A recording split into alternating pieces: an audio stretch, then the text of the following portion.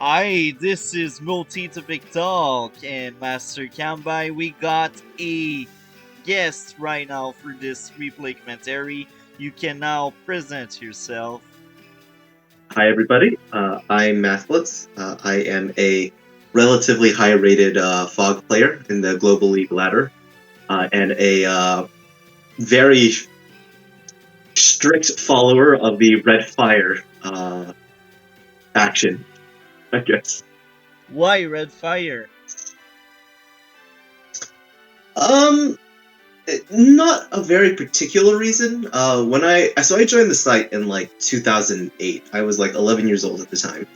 And I was playing a single game with my brother, and we both just chose random factions to play. And at the time, I hadn't seen all of them, so I just chose one, and the red fire symbol looked pretty cool. So I chose that one, and then he chose Cobalt Ice.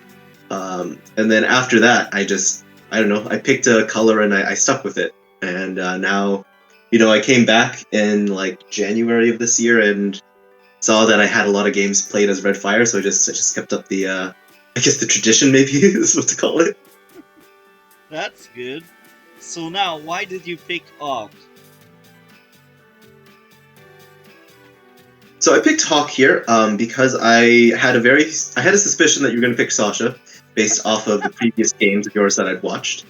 And while Von Bolt is the quote unquote counter to Sasha, in general I don't like playing Von Bolt. I'll play him if I have to, but I just feel like I don't know. I feel like he's like kind of boring.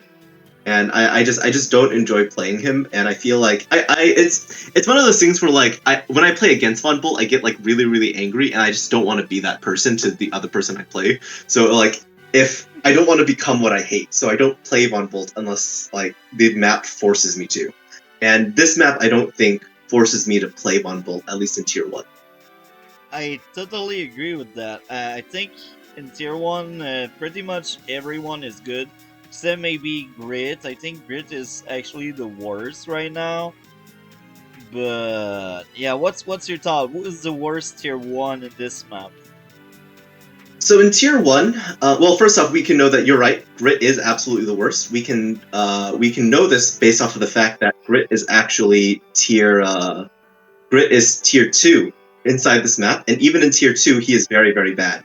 He basically loses to every other CO. Maybe against Olaf he has some ideas, but against Eagle and Max he just immensely struggles. So yes, I would agree with you. Grit's definitely the worst. Javier is very very bad. There's a lot of the theory of this map goes into what happens with the comm towers, whether like you try to rush one or you try to deny the other. There's a lot of like comm tower based options on the table, and because there's so much uncertainty and because there's no way to guarantee you get a tower, Javier is terrible on this map. So that leaves Sasha, Von Bolt, and Hawk. Um, the map kind of it doesn't it kind of stalls. So the big issue with this map is that the center is closed. Those river tiles make it very difficult to shift an army from one HQ to the other HQ. It's probably why the map is called Splintered in the first place. And so what ends up happening is that the game kind of devolves into this damage race, where both players are trying to apply pressure onto the other's HQ, and then at the end of it, hopefully, one of them will be able to secure both comm towers. That's really the win condition. Who can like get the most done on the flanks of the map while there's like so much happening in the center of the map, at the HQs of the map. That's interesting. So because of this, the map can tend to stall if like one player focuses. Mhm. That's interesting because now I understand with your explanation on the map. I understand why I've seen so many player like making a dead ball and rushing the HQ. Most of the time they fail because they are not good at doing it. I've lost a few games in this map because of dead ball HQ and they were better, but most of the time players just try to dead ball the HQ and they just fail. So now I understand why that's a very popular strat to use. Yeah, so the death ball into the HQ can work. You can end up capturing the HQ. It takes a little bit of time to set up, but it can work. But the devil is in the details. So your death ball is likely to fail, and given proper defense, it should fail. But while you fail at doing that, can you secure one or two properties in another portion of the map? Can you like get pressure elsewhere? That's really where the advantage comes in. So the HQ death ball isn't something that is guaranteed the way that, say, like the hidden edge, you can kind of overwhelm the one base if you plan correctly. Yeah. Instead, it's you pressure that area so that you can get bigger, you can get returns on other portions of the map. Yeah.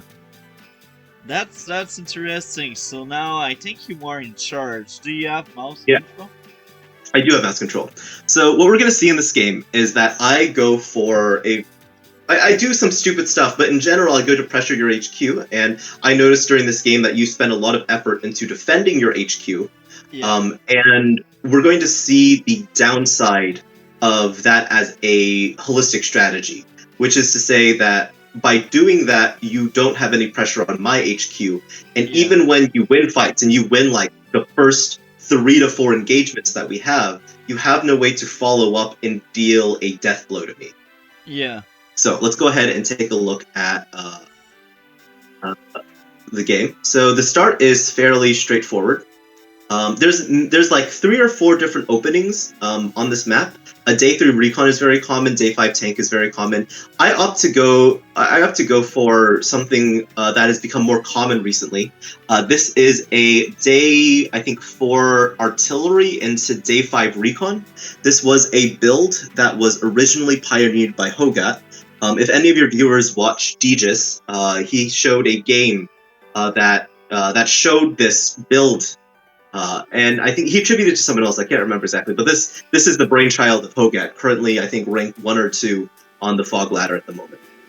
Yeah. And so the idea here is that the recon gets to the front very quickly, not to hit anything, but to provide vision. And then the artillery gets into position soon enough to cover either the comm tower or this city if you're trying to get greedy and you rush them. So that is the central idea behind this build. Plus, the artillery are necessary to storm the HQ eventually, because the artillery are needed to overcome the defense of a tank on top, because often you can only hit it from one side. So the artillery build on this side is usually always going to be good. Okay. Now, you don't go for a particularly aggressive cap phase here, which surprises me. So let's. Actually, I want to take a second to talk about this. So the APC build on this map, in general, like based off of like general theory, is not good. And the reason why it's generally frowned upon is that it doesn't accelerate any cities. It doesn't accelerate any captures to claw back the funding that you have to sink into this APC. There's no like capture that it accelerates. Now that being said, this APC actually comes in. This is actually very useful for you, but we'll see it later on inside this game. Notably, one of the issues. So in general, when you have a strong side weak side dynamic, the reason why the weak side eventually falls is that they don't have enough infantry.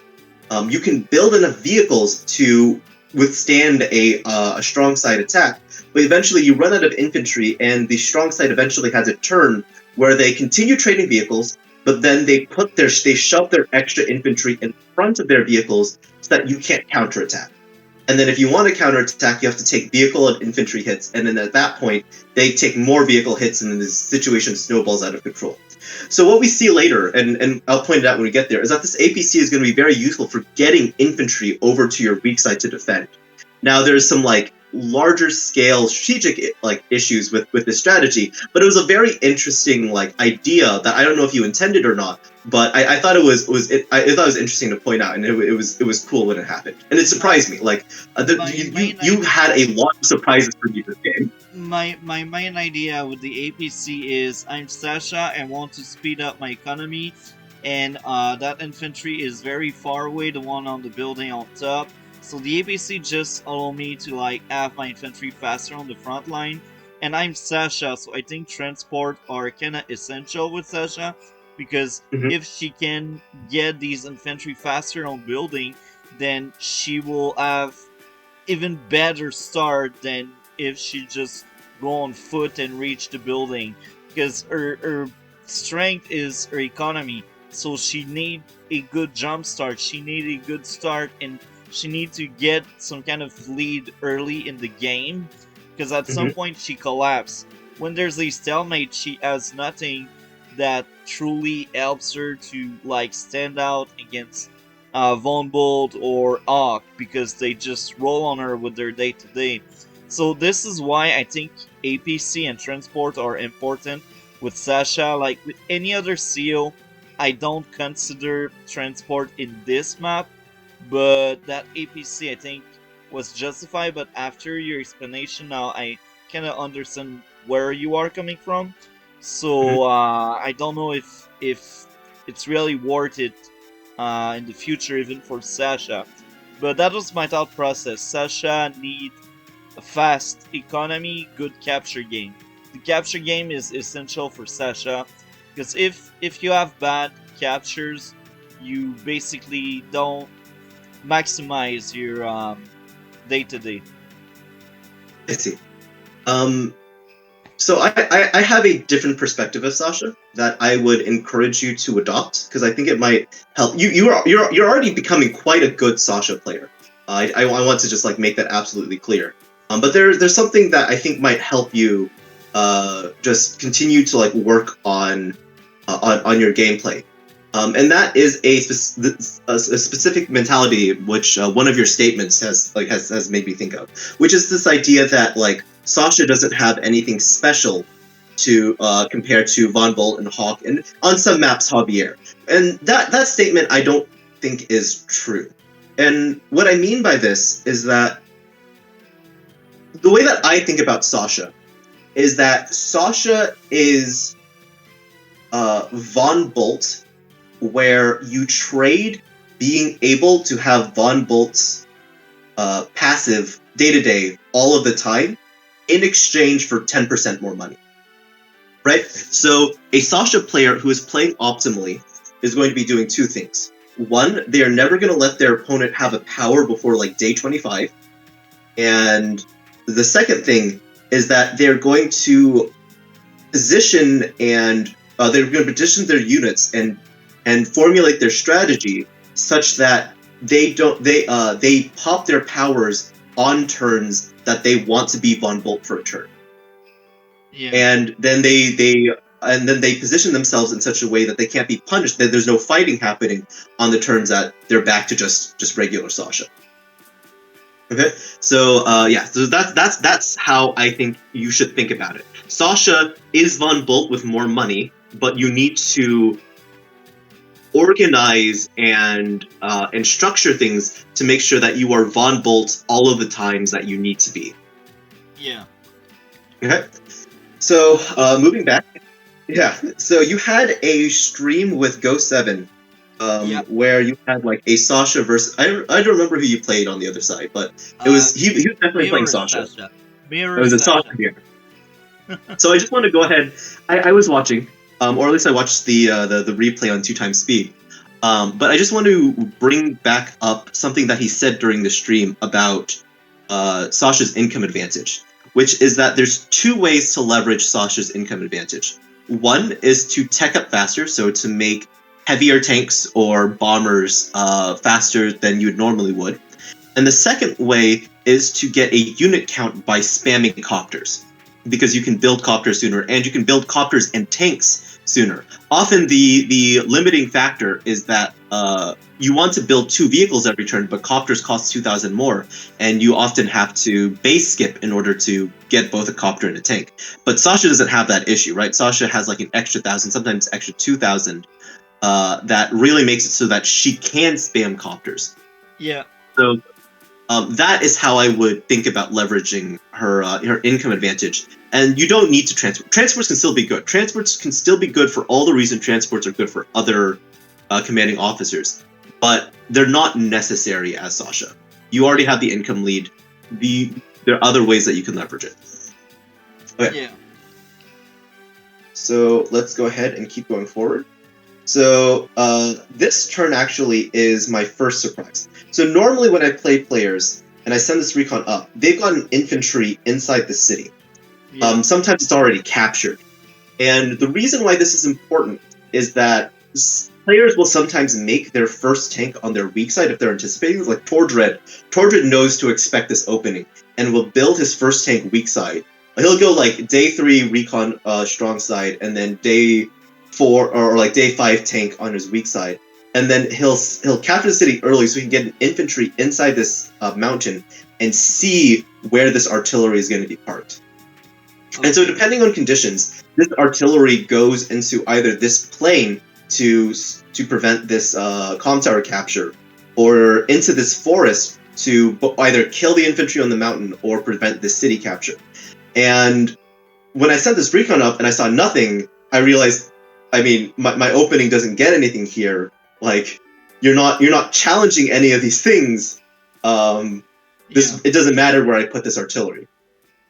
Now, there's some chance that this city was captured and you can go for this comm tower. So I went ahead and I just positioned it I put it in position to interrupt that capture. But I'm sitting here like wondering what's going on, because I haven't seen any of your units, and at this point in the game, I've already normally I see something like this.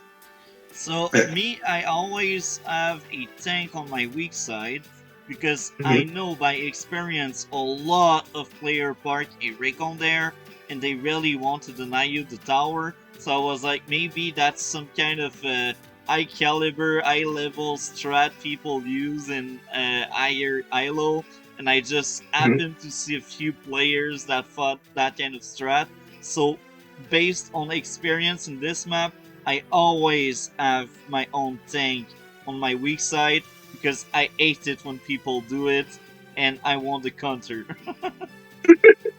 So, in my opinion, you should never go for your weak side comm tower, or you should never look to rush it. And the reason for this is that there are a number of counters. So yes, there's that recon shot that most people do. There's this artillery shot that I've done this game. But there's a number of ways that capturing that comm tower can be prevented. And if they prevent it and they kill your infantry, you end up in this situation where like the weak side already doesn't have enough infantry, and then you lose more. And while it is possible to secure that comm tower if you invest a lot of money into your weak side, what ends up happening is that after you've invested all that into your weak side, the opponent just captures the comm tower on their side, since you can't invest heavily on your weak side and your strong side at the same time. So both sides get their weak side tower, but now all of the fighting is happening on your weak side. And if all the fighting is happening on your weak side, then we're happy, because eventually you're going to run out of infantry and I'm going to storm your HQ. So in my opinion, you should never try to capture that comm tower. You should look to deny it as much as possible, but you should never look to actually try to capture it. And so the thing I've done on the right side is my preferred method of dealing with this, at least when I go for this particular opening. So this infantry gains vision of the comm tower, so I can see if you're rushing it. But it's within 6 range of my base, so it can be covered by a tank. And the interesting thing about this particular movement is that I don't actually have to build this tank. I will, because people trolling through my replays should see me build this tank at least occasionally, so that like they don't know that like they can just kill this infantry. But I don't even have to build this tank weak side all the time. I can build another infantry or like an artillery, or just pretend that it's a tank, and then maybe build a vehicle on my strong side to keep turboing, keep on building the army that I know I'm going to need in order to storm their HQ. Yeah. Actually, this is probably a good time to talk about what that looks like, what the army you need to storm the HQ looks like. So again, you need artillery in order to knock things off the HQ, and then also reinforce the area. So typically a standard army composition that I will build before I look to take the HQ is like 2 artillery, 2 anti-airs. That's very important. Never approach your opponent's airport side without at least 2 anti-air. So 2 artillery, 2 anti-air, 3 tanks, a recon, and a lot of infantry. That's typically what I'm going to have before I make a serious attempt at rushing your HQ. Before that, I will be trying to like set up a defensive position, but I won't actually like move forward until I have everything I need to deal with most of the counters that you could throw at me. Also, because I'm Hawke and I know I have less money, I know I have to go for cost-effective army value, since I know you're going to have either more units or be out-teching me a lot of this game. Yeah. Okay, let's keep on pushing forward. So, all right, this is So you've shifted over a tank to your weak side from your strong side, which means you have an extra infantry, and you built in a B-copter. And this is where I make a huge mistake. So again, I haven't seen anything, and now I'm getting cocky. And I'm thinking that, well, I can't see anything. If I'm projecting onto you, I'm thinking, oh, there must be like a lot of units on my strong side right now, getting ready to like start the HQ rush. I'm gonna see if I can sneak in a little bit of a like cheeky capture of this comm tower before you're ready, or before you can even see that I'm doing it. And so, yeah, so I get some vision. I see the tank, and like now being a little worried, I start figuring out, okay, well, how can I cover this recon from a tank hit? And so I do some more moves that I know I'm going to do, and then I do this little position where I know your tank can't reach my artillery, and I'm hoping that, hey, if you take a hit on my recon, the recon still has vision, I can hit the tank back, and then you don't know that I haven't built a tank here. So the turn after this, I could have tank reinforcements, right? Like I'm doing a lot of gameplay based off of what I know you don't know about my position, and using that to try to maybe cow you into not taking aggressive action. Unfortunately, you have gone for a very heavy weak side push, and you kill a lot of my units. And at this point, I realize, oh shit, I'm in trouble, because you're an early game CEO and you've gotten your first victory. Now, I see that you've invested a lot in your weak side, so I know there can't be anything strong side. So I know that like at this point, I can like take some free hits on the strong side and capture my comm tower without worrying too much. But I'm in a pretty bad position, so I immediately start retreating everything. I take this free hit on the infantry because I know it's a free hit, and I start positioning myself.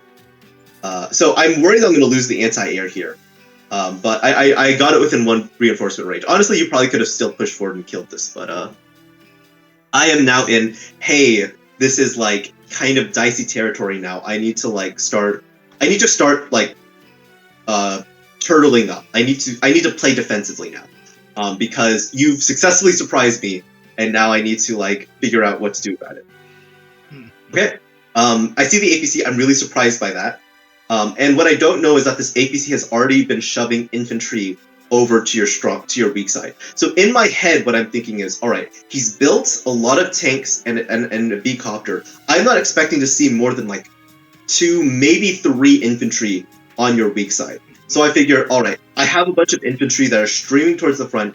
If they get up to the front and then I build more tanks and bolster up behind them, I should have like a 1 to 2 window opportunity to kill off his infantry, get some vehicle hits, and then be in a pretty good position, because he's built all of these tanks weak side. And when I see the APC, I don't realize that you've been using this to move infantry over to the weak side. So a couple more turns pass. I'm just setting up a defensive. I set up a defensive wall. I start like building more artillery, building more tanks, getting ready to build a death ball in this location to shove into your HQ. And make sure to kill the infantry off the mountain, and then you go in. This is probably a mistake on your part. You go in and you make an attack, trying to get a hit off on my artillery. But again, this is you're taking a lot of vehicle on you're taking a lot of vehicle on infantry hits here, which means that I'm going to be able to get first strikes with my vehicles, which is what ends up happening. So you do that, and then yeah. So this is you making a mistake. It's not you still have the advantage here, but this gives me a lot of breathing room. I was kind of scared by you because I was like, if I don't do anything, his army will just build up and rush me and beat me. So I know it's a mistake, but that was my thought process at the moment. I was like, I need to do something about that blob of you did. Yeah. So I managed to kill 2 of your vehicles in infantry and both trap and cripple another tank. So this is a really good trade for me. I basically crushed most of your early army, and I can't push because I don't know what you've got. But I know that like at this point I'm breathing a little easier. Things are like not like dire, and I'm actually more worried about your strong side because again I'm convinced that you don't have enough infantry on your weak side, and I'm expecting a giant blob of infantry, kind of like my blob of infantry, to start descending on me on my strong side here because I don't know that this APC has been used to move all of these infantry over to your weak side. So a little bit more happens. Here I make a mistake. I know that this recon has to be covered by anti-air, but actually what I'm worried about here is that if I don't do anything, I'm not going to have, because I haven't built another artillery on my weak side. I'm worried that if I don't do anything about the situation, you're going to be able to capture my comm tower because I only have infantry defending this side. So even though I know that, oh yeah, so I keep going in attacking, trying to consolidate and setting up a bolster here. I go in and I attack all of this stuff because I need to like chip down your infantry just to slow it down until I can get something happening on my strong side, until I can get like something happening. And so I'm kind of worried at this point that like I'm not going to be able to do anything with the infantry. I'm going to lose the comm tower. And if you manage to secure both comm towers, I'm in trouble. Yeah. So yeah, there's an argument to be made that I shouldn't hit this recon, but I didn't want you to have another vehicle to hit my infantry. And I'm just trying to, again, it's like the last game where you were ahead. I'm just slowing you down, damaging all your infantry while I look to create counterplay in other portions of the map. So, yeah, so this turn, I think, yes, I purposely build less than I can afford, because another thing that this has more to do with like how I know about how you play. I know at this point that you've built a Neotank. I haven't seen it, but I know that the way you like to play Sasha is you like to spam heavy tanks. Yeah. And so I'm expecting the Neotank. So I light build this turn with the expectation to build a Neotank next turn.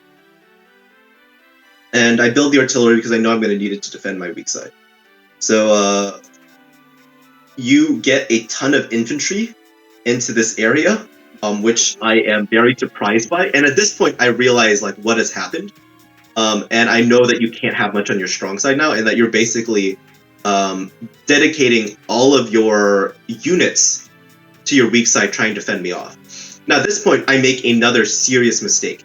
At this point, I think that you've been transitioning into heavy tanks. So I'm expecting to see like a couple tanks, maybe like one copter and a bunch of infantry in this area. I'm not expecting to see like a ton of copters. So I go in this turn expecting to kill off as many of your infantry as I can, and then initiate captures on your comm tower and city to force what vehicles you have into hitting them. And while they spend a turn hitting them, I'm hoping to kill off all of your infantry, because again, the issue with the weak side is that you don't have enough infantry to defend. But here, obviously, you have more infantry than me, so none of that actually matters. But I go in and I attack. I try to kill off and damage as many of your infantry as I can for later attacks. But you just have more vehicles than I'm expecting at this point, and you get a devastating attack on me. Like this was bad, and I was like, wow. All right. Once again, I am in trouble. So clearly, like, I'm surprised you managed to get hits off on both of my anti-airs, and you have 3 copters. I have to retreat here. Now, I successfully predicted the Neotank, so I built one in response. But this was a very carefully planned turn. I very carefully selected where I sent all of my units to kind of bait you into attacking more and get my Neo tank in position for potential first strike. So Yeah. I immediately start healing all of my anti-airs because I know I'm going to need them. And so what I set up here is this tank has been moved to a position where if you were to rush forward, kill this infantry, and try to get first strikes on both this tank and artillery, you still wouldn't see my Neo. That is the crux of this position. That being said, you do a good job in not pushing forward. Honestly, you shouldn't. Yeah. But again, this is kind of the issue with this kind of defense. Sure, you've dealt a very critical blow, and if I press any forward and you manage to kill what's left of my army, I lose. That is true. But you're not in position to challenge my HQ here. So this huge army that has successfully stopped a push is not in position to hit anything else. I should have. So it's at that point. If I front shift. You should front shift. You should front shift. That's something you should absolutely do. But the problem is that, like, in general, it's difficult for an army to front shift. Now, there's something in particular that you could have done to continue pressing. I still think you're winning here, but there's something you needed to follow up with here in order to make your attack more realistic. And what that is let me go ahead and show what you do, and I'll point out the issues with it, and then we'll go into what I'll open up the move planner and show you what I would have done in this position. That's so funny. You go in and you get vision. Mm-hmm. Before we go further, that's funny because usually I don't tend to have that many battle copters, but based on what Go7 told me on my collab with him, I need unit count with Sasha. If I can spam air unit, can really help out. So that's why right now I got like many copters, because usually I say like 2 copters and we are fine. But like Sasha, I can't copter spam because unit count. Okay. So that is a good idea. But once you have those copters, you have to know how to use them. And that is the main difference between the move that I'm going to suggest and what you ended up doing, which is that you send your copters to like kind of form this defensive blockhead. But again, even if they stay there, they're not doing anything. Either they're not threatening anything. You can't actually push into my 2 base. That's suicide. So why these copters are so good is that, again, the central focus of this map is that the center is blocked. But the copters can move from one HQ to the other HQ across these rivers. So you kind of like push forward here, but really what you should have done is looked to move your copters into a place where you could start threatening my HQ. So if I were you, let me go ahead and just open up the move planner here. Could you check to make sure that like this is still centered inside your stream? Oh, this is the wrong turn. Actually, hold on. This is the wrong turn. Let's move back a turn. Yeah. Now we can open up the move planner. All right. Just want to make sure that there's people watching that they can see these moves that I'm about to do. They see it. I've got my second screen and everything seems fine. Okay, great. So what I would do here is first finish off this 2 infantry with the 4H. You did that. That's great.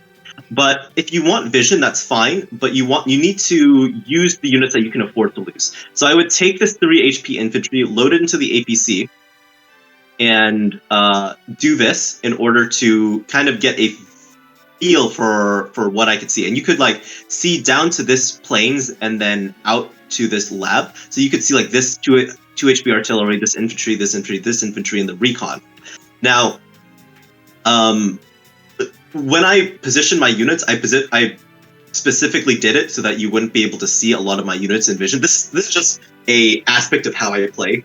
I play around where I know my opponent can see, and I will like position things just out of vision to like bait them into overextending.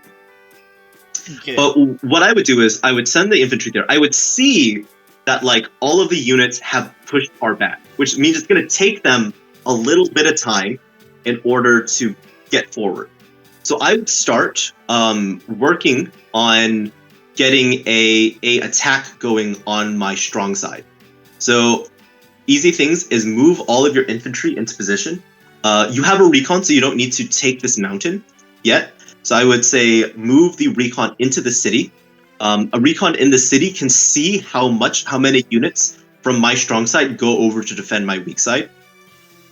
And then I would start moving infantry forward, because again, you need your infantry in order to do anything. I would send this recon, I don't know, 1, 2, 3, 4, 5. I don't know, this forest is fine. No, not the forest. You want this recon somewhere else. This recon actually goes into this city to heal, and then this 5 HP infantry goes into here in order to go onto the this mountain tile later. Okay. Yeah. You move the AA back. The AA is never going to be useful. It's like way too low. But maybe we can use it to like get vision or be a blocker somewhere. Right? I would immediately start building another anti-air. You have a lot of copters, but you're still going to need at least one anti-air. How much money do you have? You had, I don't have the extension on this computer. You had enough money. I'm sure however much money I heard was going to be. I would start shifting over your tanks. So 1, 2, 3, 4, 5, 6. I have 23 income at that. 23 good. So I have 15 left. Yeah. Move a tank into 1, 2, 3, 4 into the forest. Yep, like you did. And then most importantly, we want to move all of your copters into a centralized location.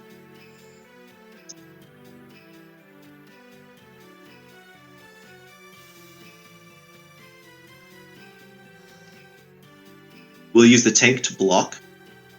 And we'll send 1, 2, 3, 4, 5, 6. Maybe here makes more sense. No. You know the recon is there, so you want your neo tanks to be out of vision. So yeah. I would move there. And then now I would build an artillery. I'd build an artillery here in order to because it's a very cost-effective unit for delaying an HQ cap. Okay. And then the infantry. Doesn't really matter where it goes. We'll move it here for sake. And then let's see here. You have 9,000 left. Yeah, 9K. You don't have enough tanks here. I don't think. Let me think about this for a second. Would it build a second anti here? No. I would build an artillery here. I'd build another artillery here, because we need again. You're going to need artillery to knock units off of my HQ. And so, because you have enough B-copters, you have 2 tanks, you have an anti-air coming, and you have a neotank. So this is the move that I would do. I would start positioning myself to start storming my HQ, because this is what this is going to do. It's going to force me to take my units and come over to my weak side, because I don't have enough firepower to launch a second attack into your HQ right now, and you are going to be faster than me. So this is the move that I would have done. That's good to know. But instead, you move your copters over. You move at least one of your copters over to this flank, where it's not going to be able to do any attack. Yeah. So that 4 HP infantry, it's going to take forever to heal enough to threaten your comm tower. So just ignore it. You can deal with it when it comes. You want to turbo attack my side to force. You want to take aggressive actions that force responses out of me. You want to be controlling the flow of the game. And when you move into this area, you don't control the game, because you're not threatening anything. You can never realistically push into my 2 base. Okay, so I see this, and then I see an opportunity to cripple one of your B-copters. So I go in and I go for it, and I build a new anti-air to respond.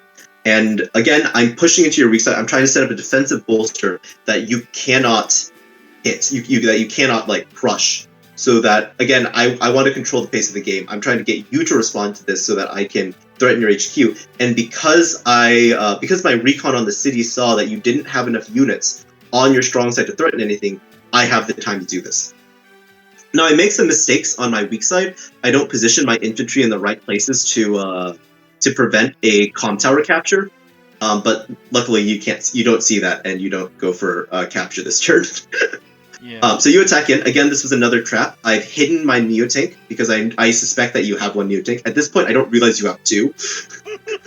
But I have a Neotank, so I know I can get a first strike off, and that should be surprising.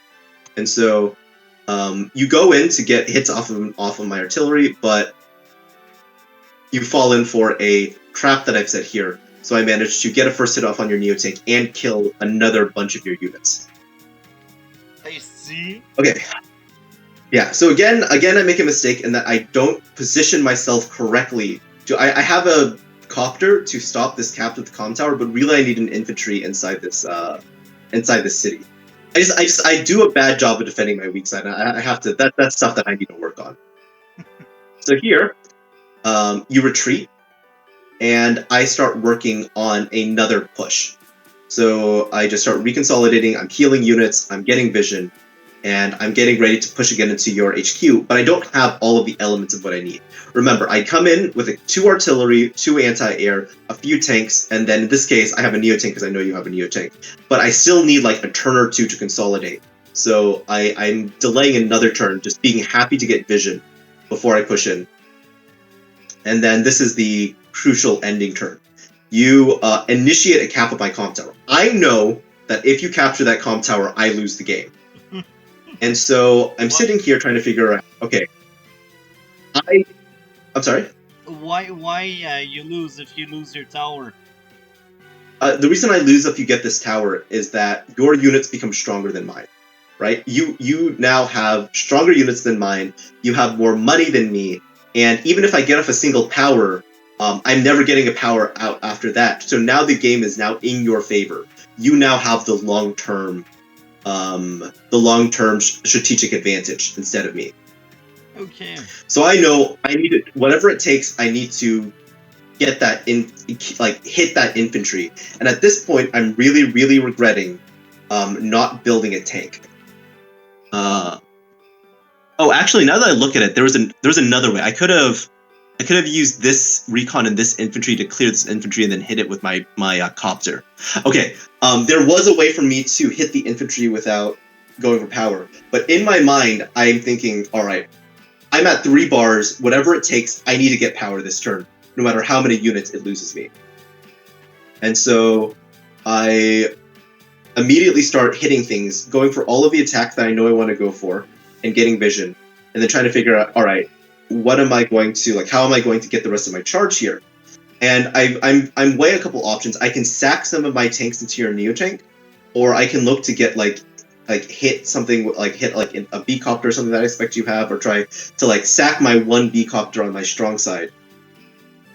And after, let's see, I do some moves. Right, it's this move. So after a little bit of thinking, I decide to just send my B-copter in to get a first strike on your tank, and then reevaluate what to do after that. So I see your bomber, I'm like, oh, this is not good. This is bad. And I see all of your stuff. And at this point I am committed. At this point, I realize that I have to get my power here, because if I let that B-copter die for nothing, I'm in a really bad position because of all of the stuff you have, and because you're about to capture my comm tower.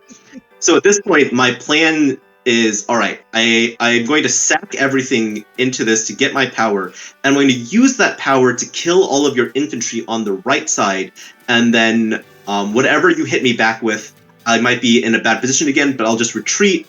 I'll rebuild, and we'll go again. We'll just reset, and maybe next time I'll be able to get a good hit off. So, oops. Let me just go ahead and rewind. So, just going for opening up the ability to get a power this turn, and then now going in, seeing the bad situation, and then just starting to hit everything to get to my power, immediately activating it, and then proceeding to try to damage and kill as many of your infantry as possible. Yeah. Okay. So you spend this turn and you kill. Oops. Crap. You kill all of my tanks, which I was expecting. But you don't kill all of my units. And at this stage, I realized that like, I might actually be able to win this. And here, the only note that I have for you is that you probably should have popped power this turn, just for the defense. Okay. Yeah. So popping power here for the defense, you'd still have a power the next turn, but by not doing that, I managed to destroy your bomber. I managed to get off a lot of hits here that could have taken more strikes to for me to be able to kill. So at this point, I realized, okay, this is not fatal. I should be able to clear out some of your units and set up a defense at this mountain again. And at that point, because I killed all of your infantry on the right side and I have a unit advantage, now I know that that I'm probably winning at this point, if I can accomplish all of that. So I make sure you don't get the comm tower. I sack my infantry into this infantry to make sure that this tank hit kills. To make sure that this hit kills. And then I focus on killing all. So that bomber may have survived there without the if that hadn't happened. And I'm looking to set up a defensive. I make sure to kill your B-copter because now I have 3 anti-air, and 3 anti-air is more anti-air than I need. I only need 2. And I start setting up a wall to protect these 2 anti-airs and force vehicle hits on, again, these infantry. So at this point, I understand that I am ahead, and things worked out. But I did not know that before this turn. I was still convinced that I was in like a kind of desperate position. Yeah. And so at this point, you resign. It wasn't necessary to resign at this point. It's definitely bad for you. But the issue that I still have here is that I don't have answers for both of your Neotanks. Yeah. So, you could have continued the game against other players. I'm pretty sure I could drive this home to a victory because, again, we're seeing the issue where you don't have enough infantry on the weak side to block. Yeah. But against other players, I would absolutely continue fighting from this point. All you need to do is make sure I don't get your comm tower, and use your Neotanks to try to get some kills off on vehicles wherever possible. Yeah, I resigned because I knew you were better than me, and I knew you surpassed me in terms of unit count because you just killed too many of my troops on the previous turn. So I was like, oh yeah, there's no way I'm coming back. Yeah. Yeah, I know I said that it was not lost, but I think you're right. I think it was basically lost at this point in the game. If Sasha fall behind her opponent in terms of economy, it's really bad. If her unit count is worse, it's bad, but she can still come back because of her economy. But the moment she loses the economy thing, she lost the game, and you were capping one of my buildings. So this would mean this time around, if I decide to keep going, I will use tanks to shoot your infantry instead of damaging your tanks and vehicles. So that's already a losing scenario, because either you surpass me in terms of economy and I become weak, or I stop you, but you have all your tank to do whatever you want. Yeah. Okay. I have a couple things that I want to bring up before I assume we would open this up for questioning. I've talked a lot about tactics and little traps that I set up, but there's some thematic ideas from this game that I want to bring up in case it can be educational either for you or your viewers. Yeah. So let's go ahead and rewind to earlier turns to demonstrate them as they pop up. 1 second.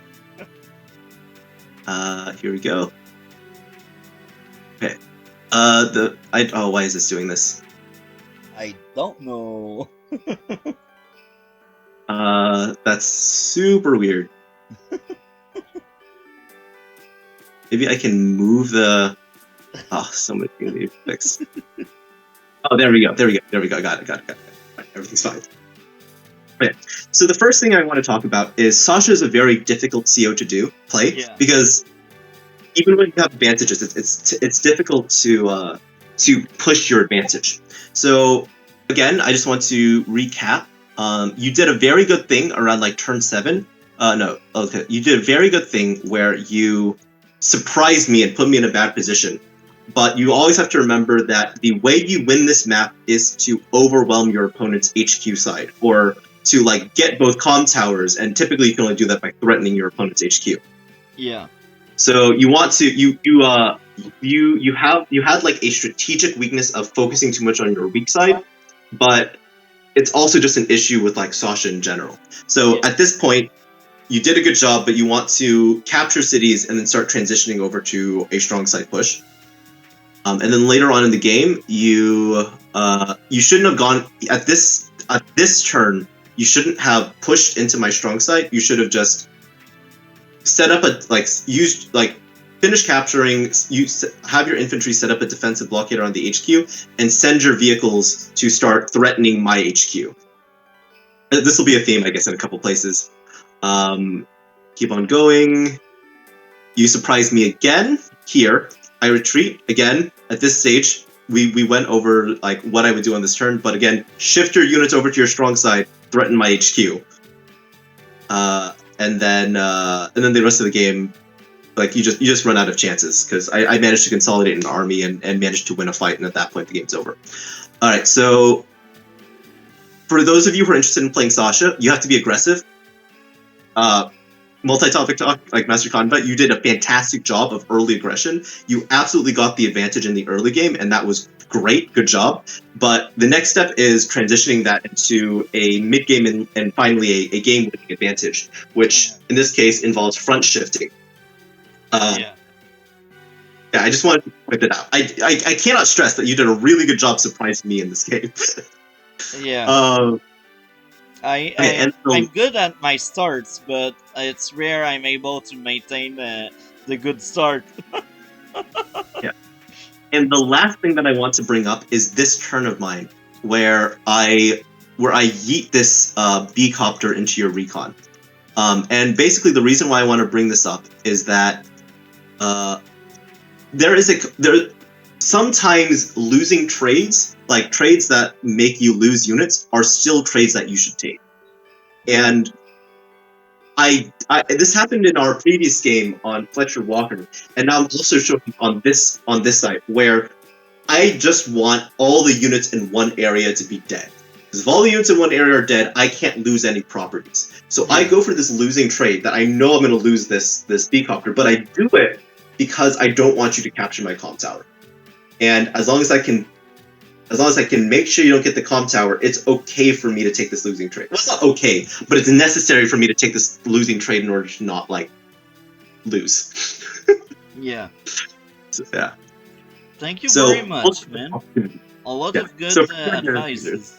What else you wanted to add? Oh yeah, so for you and your viewers, look for these kinds of like opportunities. Geek fests are sometimes what you have to do, or can sometimes give you advantages. And when you're looking for ways to get advantage of your opponents, try to force them into yeeting their units. Yeah. So here again, thank you very much, and you will be coming back for sure, because you're always good at giving advice and you are very motivated, which is great. I like it when people are motivated. So that was fun, man. You are really strong, and that was fun. Thank you. So thank you for your time, man. Is there anything else you'd like to add before we end? No, just everyone take care of yourselves and keep playing. We want the site to have as much activity as possible, and if you're on the Discord, reach out and pound strategy or pound globally. There's a lot of people who are more than happy to give advice to other players, because we're just looking to push the community farther, get more people who enjoy playing the game, play it at a certain level, because hopefully maybe one day we'll have 10,000, 12,000 people playing this game, and we can really get this into the mainstream. Yeah, so that's good. That's good. So like, comment, and subscribe. We will see each other in future video. Have a great day.